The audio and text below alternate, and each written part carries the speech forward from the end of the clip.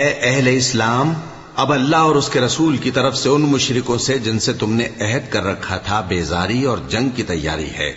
سو مشرکو، تم زمین میں 4 مہینے چل پھر لو اور جان رکھو کہ تم اللہ کو عاجز نہ کر سکو گے، اور یہ بھی کہ اللہ کافروں کو رسوا کرنے والا ہے۔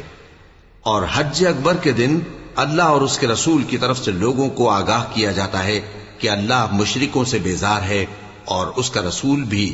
اب اگر تم توبہ کر لو تو تمہارے حق میں بہتر ہے، اور اگر نہ مانو تو جان رکھو کہ تم اللہ کو ہرا نہیں سکو گے۔ اور اے پیغمبر، کافروں کو دکھ دینے والے عذاب کی خبر سنا دو۔